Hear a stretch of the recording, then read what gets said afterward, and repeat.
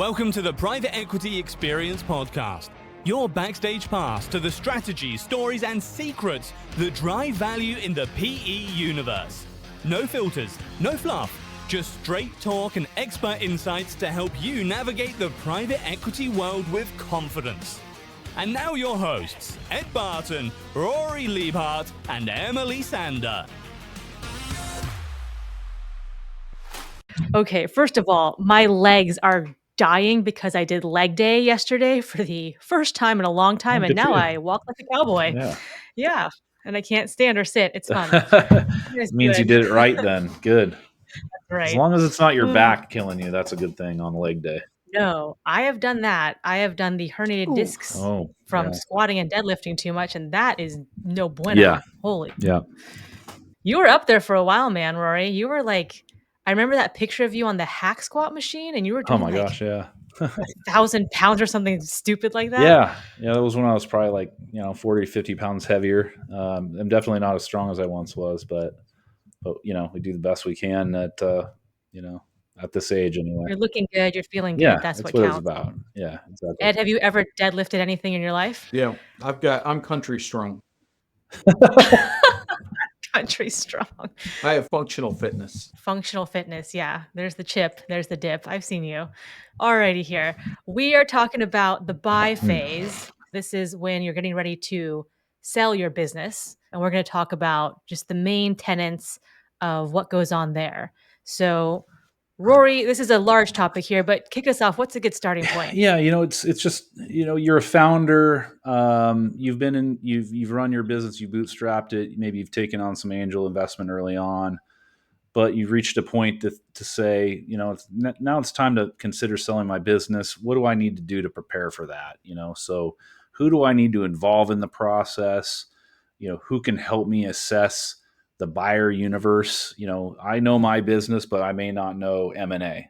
How do we get the wheels turning? And hopefully this works out as well as it can for me, my family, those around me, the employees that were involved in helping me bootstrap this business. That's kind of what this phase is about. Yeah. So you mentioned some key things there. So I think is like part of it assessing like your situation, like you personally, your family, and then your business and who you've got on staff. And then it seems like there's this whole, I like that phrase, buyer universe. Yeah. But first of all, it's taking inventory of like, what do I have going on and what do I want to do with that? Yeah, exactly. I think it's different for every situation, different every founder. There are certainly some themes, and we talked about those, I think, a little bit on the last pod, which was around motivations. Maybe you want to take some cash off the table. Maybe you have gotten to a point where you want to retire and you don't have somebody as a successor to move the business forward. So maybe it's the time to sell the business and kind of go a different direction, or maybe, it could be any myriad of things, basically. Yeah, I was going to say that one of the elements is, and it transitions from the last discussion, was understand your why, because that's really going to determine the how. So, Yes. maybe that if your why is, I need to get liquid and I want to be able to take a bunch of chips off the table, and I'm willing to cede a significant amount of control and vision, then, that's one why, versus the why I want to be able to build a new house and I want to, I want to actually spend more time over at the lake, and that's a different vision. And one is going to be, and that doesn't mean you can't do both, but the one is far more aligned to private equity than the other. Yeah, exactly. Mm-hmm.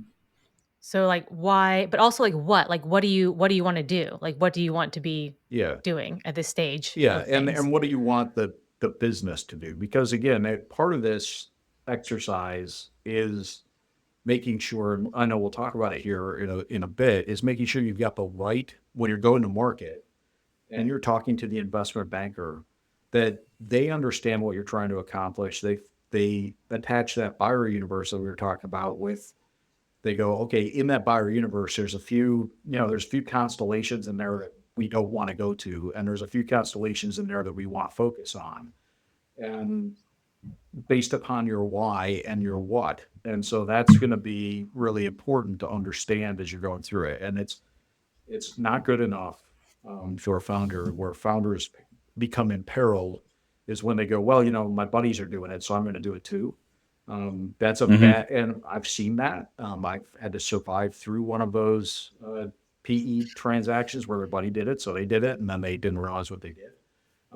So, I think it's understanding the what and why and making sure you can convey that well to the investment banker before they put you to the market, because that's going to depend on how they position it, who they position it to.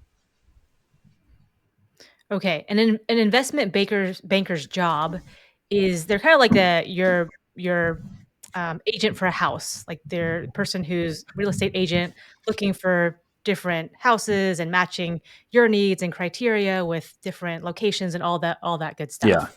So, Yeah. investment bankers are important players in Critical. this whole process. Very much so. And investment bankers, investment banks, they represent both buyers and sellers, just like, the analogy with real estate agents. You have buy side advisors, you have sell side advisors. In the case of a founder, you'd be engaging a buy side advisor to help you, as you say, match with a potential suitor to buy your company. And their job upon engaging with you, and there's a lot that goes into finding the right investment banker for you, but their job is ultimately to extract the highest value possible for your business and really meet your objectives. Because, and we'll get into some of the compensation schematics, but for the most part, they're compensated based on successfully selling your business, and it's usually a proportion of the transaction value, with some other caveats and maybe some retention compensation in there too. But for the most part, it's about, just like, again, real estate agent type of scenario. The compensation is tied to the value of the transaction.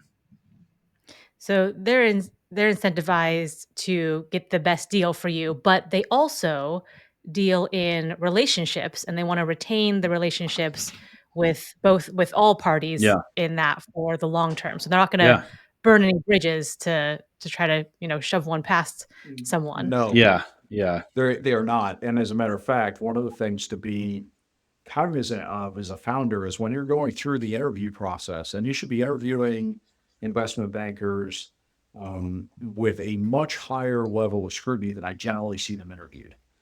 So it yeah, becomes, this is somebody who is going to make or break, quite literally, the transaction for the sale of probably your largest asset. And so, one, we want to make sure you're well aligned, and two, recognize, to your point, Emily, recognize that these folks, let's say that you're being positioned to be sold, they may deal with the managing director at Parthenon on 18 transactions over the next 24 months, and they're going to deal with you once every 5 to 10 years. So if they are not going to destroy their relationship with a repeat buyer or investor client. If you are a founder looking to sell, well, that dynamic changes when you've got a private equity ownership or private equity parties on each side of that transaction. So the seller's private hmm equity, buyer's private equity, the investment banker's got a little bit different tightrope to walk. But on balance, that's not the case. I mean, on balance, they're stuck with a situation where it's, they're going to be working for that as much for that next deal from Parthenon as they are from you. Okay, so let's go through an example. So let's say, give me a founder situation, like a common founder. They're like, I want to just take some money off the table. I want to go play golf or whatever I want. I want to go do other things, and so I'm going to start this process. Is that like yeah, a good example? Okay, and then a step one, like let me go through the vetting process of finding a good investment banker, because there's lots of different kinds out there, and I got to find the right one who plays in my pool type of yeah, thing. yeah. And how I've seen it, transpire. And I think it's not uncommon. Is you know the founder isn't just getting the idea to sell the business out of the blue. I mean, there's typically been folks calling on the founder, and even others on the management team to kind of say, hey, your business is really attractive to this segment of the industry, or this is a place where you have the opportunity where valuations are hot to get the highest possible valuation that we could see for your business. And so it's a selling process on their end to kind of get you to consider selling. Sometimes that's easier than not. But in the course of these interviews with potential investment bankers, how it usually goes down is, you ask them to provide you with, a proposal of what the deal would entail, what they think a valuation range on your business could be, who the potential suitors could be, maybe on a semi no names basis, et cetera. So they're kind of pitching you with, hey, this is why you should, align with us for the next, 6, 12, 18 months, and we'll go do this together. Now, meanwhile, I think if a good move for anybody looking to sell a business is to take the work that you're doing with a banker, but also on your own personal side, maybe work with a wealth manager to say, hey, if this happens, if we do transact this deal, what does this mean for myself and my family? What are the implications of this for our lifestyle, our lives? What are the tax consequences? What are the, other things to consider in wealth transfer? All of these things. So you don't go down a path and do it the wrong way and screw yourself up in the long run by not having the right type of transaction structure or things like that considered, because maybe it isn't the right time to do it given factor A, B, C, or D in your life, Right. So are the investment bankers reaching out to you? Is that what you're saying? Typically, yeah. Yeah. How do you know if they're like spammy or not? Because I mean, like, is it like we're getting bombarded with these incoming calls and requests all the time, or is it like slow dripping? Like, when one pops up, probably want to take a Check our look. website. No, Yeah. a lot of a lot of the ones, if you haven't heard of them before, and if they are reaching out, that's probably a little bit more on the spammy side. Just like, when you've got a nice house on the hill and you get real estate people calling you all the time going, have you ever thought about selling your house? Yep. Probably not the ones you want to list with.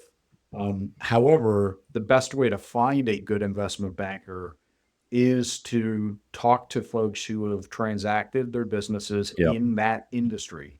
So investment bankers will tend to be, larger investment banks will have specialty divisions that focus on financial institutions or manufacturing or what have you. So there's niche investment banks, which you may not have heard of, but that work, only in automotive or only in emerging technology or only in, Fintech or So you should take some time to do that research. If you don't know, one of the other people to talk to is going to be pick up the phone. And this is kind of someone you need on your deal team. And we pick up the phone and have a conversation with someone from one of the more respected law firms in the area that are going to know who's done transactions, who's, if they do buy, sell transactions, mergers and acquisitions in the area, they're going to know the reputable investment bankers. They may have contacts that they could put you in connection with. Your accountant may know the same thing, and they're going to know folks that are reputable that they could put in connection with. So utilize your professionals. You're going to need them anyway going through the transaction. So this is a good time to get yourself your attorney, get yourself your accountant, make sure you've got, if you don't have them already, and then utilize them for referrals or kind of checking on the reputation of that investment bank before you engage. Okay, so we're like assembling a team here. So we've mentioned a whole bunch of parties. So investment bankers, lawyer, accountant. Rory, you mentioned financial advisor, Yeah. financial planner. Okay, so talk to me about that one. So that's kind of to the point we were just saying earlier, like you got to figure out your situation and what you want in terms of family and all of the home stuff. Is that where you bring in a financial advisor and say, okay, here's the cards on the table. Let's talk about some options or how we would structure this thing. Yeah, that's exactly right. You're looking at kind of taking the same kind of discussion you're having with bankers and lawyers and all those, but then using the data that's coming from those discussions to gear your conversation with your personal or family, financial advisor, wealth advisor, to say, hey, look, this is what I'm, gathering from what could transpire.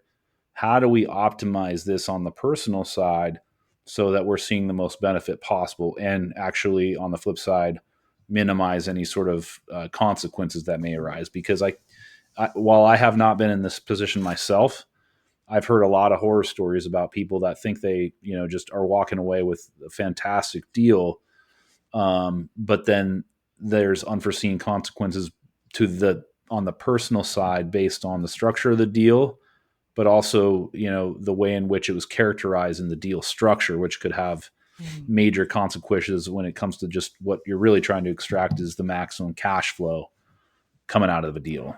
So it's super important that I've just heard so many people talk about, man, I wish I would have gotten my wealth advisor before I became super wealthy, as opposed to once I got wealthy, I needed to go get a financial advisor. I mean, I've heard people talk about, 9-figure deals they did, but then, after a while, it's not even close to what that was Oh after all the no. tax hits and all of the other elements of exposure they had from that. It's super important. That's a bad day when that Real bad happens. day. Holy. Yeah. Oh my Yeah. gosh. People Yeah. that And determine they have to actually go back to work after these things because of Well, that. oh my gosh. And it sounds like having a lawyer who who specializes in that and can read through a contract and know what to look for. Like, this, you need to switch this around, or ooh, I would flag this and have a question. Like having someone who knows what to look for and is in your corner. So it's like, Yeah. I'm only interested in how this helps this you. is Yeah. one of those Um, times where a lot of founders are pretty frugal, and they're also pretty smart, and they're like, I can handle a lot of this myself, or I use my cousin Joe for doing my taxes. Yeah. And my brother-in-law Fred is my attorney. This is one of those times where it makes sense.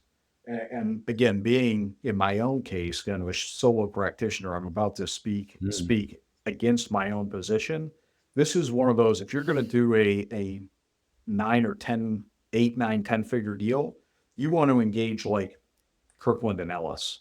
You want to engage a large national or regional, highly reputable regional firm from probably the large city near you that does these things on a regular basis. Because what that firm will have is they'll have an expert in transactions. They'll have an expert in tax structuring. They'll have an expert in privacy issues. They'll have an expert. So they'll be able to advise you. Now, it's going to cost you a small arm and a leg. But as Rory noted, this is one of those where you may spend $200,000 on legal fees and you end up making an extra $1 million because of the way that the deal is structured, or they identify concerns for you that you may not have thought of. And the same thing, you're going to want to have that law firm's tax department working with your certified public accountant or tax preparer.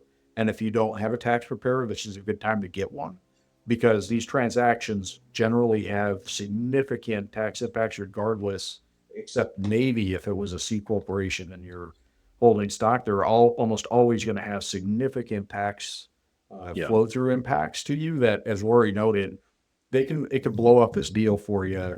Situation Sunday where you have phantom income, so you end up paying tax on cash you didn't get yet. There's issues like that can be resolved if you get your advisors in at about the same time you're getting the investment banker in the door, and you just kind of get them familiar with the issues. Yeah. Even structuring Okay. something as a stock sale versus an asset sale. I mean, those are things that really need to be considered in the totality. I think the point here on this kind of element of the discussion is make sure you have a really strong team around you. You may be, you may know your business better than anybody, and that's most likely the case. You may be extremely genius level when it comes to your business, but these other ancillary aspects are, these other professionals' business. So utilize them. Don't be penny wise, pound foolish. But also choose wisely who you will, kind of lock arms with on these processes. And someone with an outside perspective might see something in your business that you don't, Yeah. or how to position For it, sure. or how to Yeah. tilt it like this and Yeah. and position it like this, Yeah, that's and it. it becomes Exactly. more lucrative. Okay, so we have a founder who wants to take money off the table, go spend time doing other things besides working 80 hours a week. They've assembled their team, and then what happens? Yeah, I think then you start into what's really kind of the beginning of the selling process. So, once you have, all of my experience has been once you have an engagement letter signed with an investment bank, more or less, that's when the real heavy work starts. And we could probably spend an entire podcast on this, but so much, especially with a business that's maybe earlier stage, doesn't have a really robust financial planning and analysis team, et cetera, et cetera. There's a lot of work to be done to get it to a point where, hey, we have information that's organized and shareable with buyer universe. And what happens at the beginning is you start to work with the investment bank on crafting the pitch, crafting the story. Story is an important way to describe it. Is you're telling the story of the business in terms of why it's the most valuable commodity out there for a potential buyer. And everything kind of stems from that and the work you do to get yourself out there in the market. Yeah, you're Yeah, gonna. and that's kind of interesting. So talk about that narrative. Ed, you've done this a million times, as have you, Rory, but there's like the personal founder narrative, there's the company narrative and that story arc, but it can't end because you're trying to say there's a next chapter that you Yes. can help Yeah. write with me Mm-hmm. type of thing. So it's kind of like a different type of story arc. Yeah. Yeah, the story arc you're gonna so kind of taking one small step back as you're assembling this team, and you're looking at who the investment banker is. So as you're kind of going through that interviewing process, you're going to want to ask the question of them. Look, you're going to want to tell your story in a couple different ways and get their feedback as to what the market is going to want to hear, and then triangulate that amongst the 4 or 5, and I would recommend you don't go with fewer than 4 investment banks that you interview. You triangulate that feedback so that way, when you do lock in with one, the investment banker has heard the story before, and they're Yeah. already thinking about how to position you and who to position you with in the market. And 2, you've had an opportunity to to pitch it a few times, refine your own messaging, understand what that story looks like, get some feedback from investment bankers, different ones, and then be able to go into the market going, look, that the story we're going to sell, and that's what you just said, Emily, is we've come this far and there's a lot further to go. And in order to go that lot further, we need growth capital. We need an investment in our management team. We need a strategic partner. And so there's also going to be a theme behind it. What a lot of founders do, and they make this mistake, and buyers look at it routinely, is they make it a founder-led story. And that's a Yes. mistake. The founder should be darn proud of what they've accomplished, or founding Yep. team. But this Mhm. needs to be about you want to maximize your value. Here's why it's all about you, buyer. And here's how we're positioning it so that regardless, and it may be different stories to different potential buyer types. Here's why having you on board is going to help us attract the strategic partner that we need to be able to grow this business, the strategic capital we need to grow this business, the couple strategic hires we need to grow this business. So you're going to modify that story arc a little bit, but clear the general approach during the interview process. Right. Well, I mean, we harp on this so much in our book, but like the famous last words or the deadliest words for a founder is, "You cannot run this business without me." Yeah. That is a surefire way to That's like the pass. definition of Yeah. hubris right there. False Yeah. pride. Yeah. Yeah. And people might like founders might think that, and we've known plenty who think that Pretty and much say everyone that I've and worked strut with. that and all that. And it's actually they don't understand you're decreasing the value. You are taking money away from yourself by doing that and making it dependent on you. Yeah. So if you get nothing else from this episode, please take that away because that will just kill a deal. Well, That will kill the and valuation. seasoned private equity folks know this. They also Yep. know that founders that go into the transaction with that approach are likely to need to be replaced, and they will probably tell you what you want to hear to get the deal done. They're going to, if they don't run away. So you're going to end up with a smaller buyer universe, and the folks that are coming in the buyer universe will probably have already reached out to some of the folks in their Rolodex to figure out who their successor is going to be, whether that they're bringing in the CFO, COO, or a new CEO, and they're going to have that on speed dial because the ego doesn't a healthy ego works. A you can't do this without me ego is going to get replaced pretty darn quick, or they're Yeah. going to walk away from the Yeah. deal. Yep. Mhm. Yeah. Yeah. Yeah. It's just more risk that's introduced. Risk, to the buyer, that if, you take that position, they're going to have to intervene in some way. And that's not ideal for private equity. I mean, they're there to buy companies with strong management teams, not strong, messiahs, if you will. Now, every business that I've seen that's gotten bootstrapped to a certain point does have a founder or CEO with those characteristics, but the really strong ones also have bench strength as well that they can demonstrate, and that's where you see, oh, I'm buying a turnkey solution as opposed to I'm buying a company. I'm going to have to do a lot of stuff to it to, make it Yeah. scalable and or functional even. Yeah.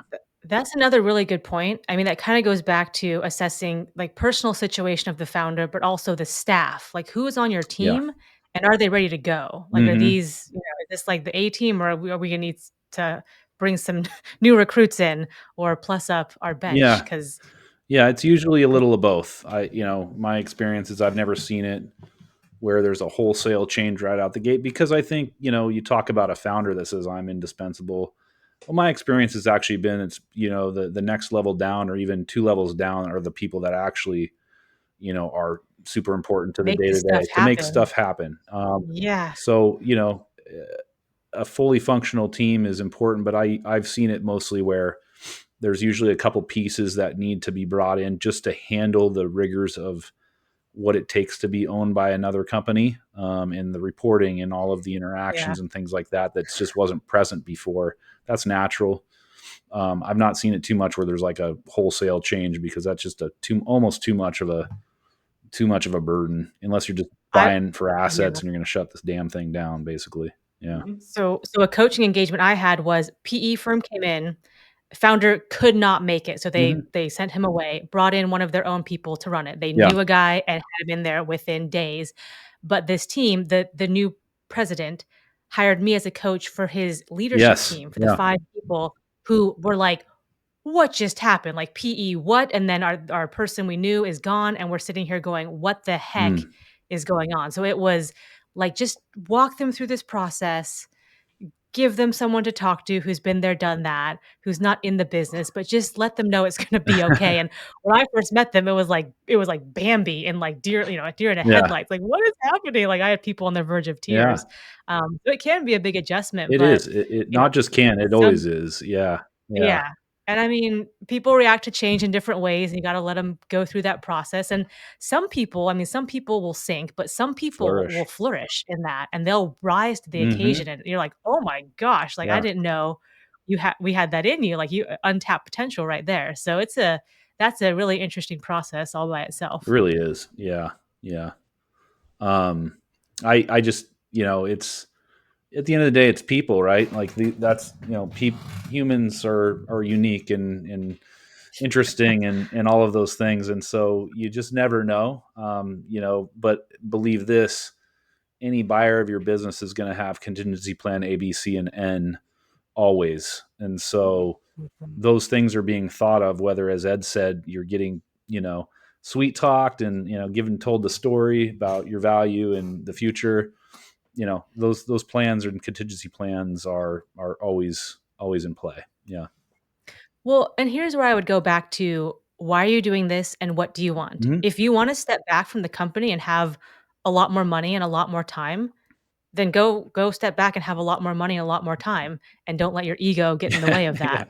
Yeah. If you're a founder, hire a great CEO and just, kind of semi-retire and, step Yeah, back. But if you're really yeah, trying to, I think in a lot of ways, you have this amazing business that you just haven't figured out how to unleash, or haven't been able to access the capital to unleash it. And if you can show the concrete path to doing that, great founder is always going to see that potential and then look at having another bite at the apple, right? So you sell your business, but you still want to be part of the journey, as you said, the next chapter. And I'd say, 8 times out of 10 that I've been in, seen these things, that always is the case. There's very rarely is the yeah. founder basically just sacked right out the gate and said goodbye. there's value that they've brought to the business to get it to that point. And so the PE group or whomever the buyer isn't going to like want to see that walk out the door if it can possibly work and flourish, like you said. No, And that's important too. They don't want to kick the founder out. They will if they have to, and they will have someone on deck ready to go, but that's not their plan A. They would much rather this work with the founder in place in a potentially new capacity. Yeah. Go ahead, Ed. Yeah, I was going to say on the flip side, what you do have an opportunity to do is when you're putting the company up for sale and when you're going to market, if your intention, and Rory had kind of said this, if your intention is, look, I do want to step back, I do want to be able to get more, then be very upfront with that. And then collaborate with the private equity guys on coming up with a strategy to bring in the successor chief executive or to highlight the person on your team that you think would be the good successor chief executive, and be prepared to let the baby go. I mean, that's, let the fledgling out of the nest and let it start flapping its wings. But that's at the end of the day, don't think that you're going to be able to go in and go, no, I'm going to stay the CEO and it's going to get easier and I'm going to be able to get a lifestyle and I've got money in the bank, because that just doesn't happen. It's you can get the money in the bank and have a lifestyle, but be upfront with it if that's really what you want.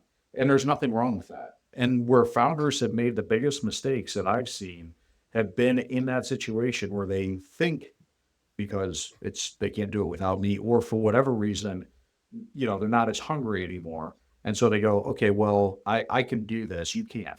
If you're going to do that, be honest with yourself up front and just be prepared and say that going into the investment banking selection process, because that becomes part of that story arc we talked about.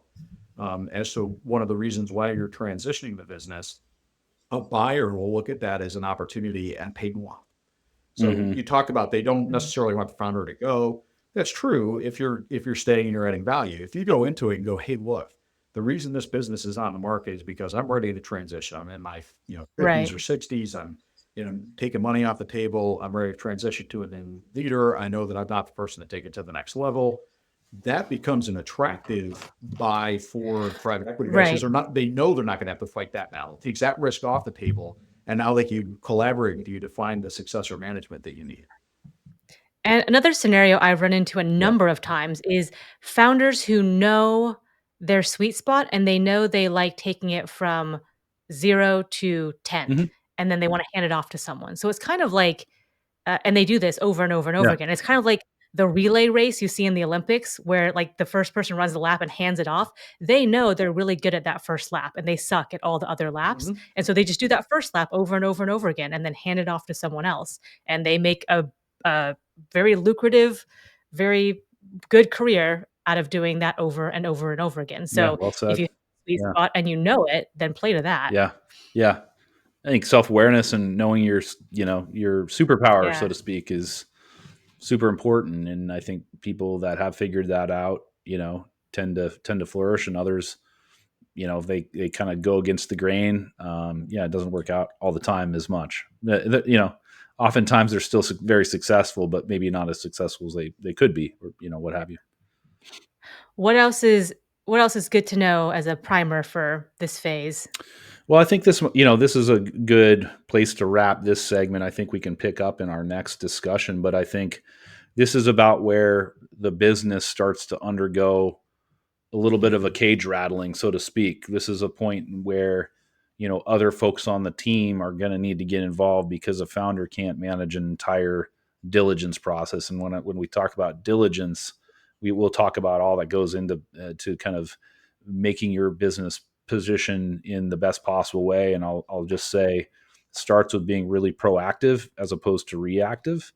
And, informational hygiene is super important, and you need a team to kind of oversee that, because it's a lot. Yeah. So I feel like it's like Avengers Assemble. Or Avengers Unite or something where it's like, assemble your team. Yeah. I was gonna add this is the point where an investment bank worth their salt, especially if they're going on a contingent fee sale like a realtor would, where they're going, okay, I'm gonna get a percentage of the sale as opposed to a retained retainer plus. You're going to start your diligence process before you've even talked to potential client one. And so, as Rory said, kind of the corporate hygiene piece is important, getting all the stuff pulled together. But in a lot of cases, I've seen investment banks, even during the interviewing process, Emily, go, we want to see this, this, this, this, this, and this. And, these are the good investment banks, the Goldmans, the Allens. And they go, and if you can't pull that together, they're not going to engage you. You're not ready. And they're going to tell you, you're not ready. You need to do these 3 things or 4 things, including getting your books together, making sure you have an audit, making sure you have an IT exam done, from a security perspective. You've got regulatory gaps, and then come back and talk to us. So utilize that process, even before you go to market, utilize that, and I can't stress enough, the interview process with the investment banks is a time to get a better understanding of what their go-to-market strategy is, what is going to be expected of you and the management team during the sale process. And then they're going to be asking you, the ones that are good are going to be asking you to have almost a mini data room put together before they even engage. And that's going to be a good test as to whether you guys, as the founding management team, are actually ready to go to market. Yeah. Okay. All right. We'll wrap this one up. But I think takeaways are ask yourself the why and what questions, and go have like a walk around the block with that one, because those are important. You're going to have to know those and come back to those over and over again. And know yourself. Is it Descartes, the famous philosopher? It's like, know yourself. But you've got to do that internal work, which sounds kind of silly sometimes. But if you don't have that, you're going to be blown in the wind like a leaf with a leaf blower over your face. And then there's the tactical and practical pieces of assembling your team. And that's important too. And if you're sitting there going, holy, I don't know what investment banks, I don't know what wealth advisors I should go to. We actually have some free downloads with lists of those resources for okay, here's a starting point. Go check these out. And we'll have a link to that in the show notes.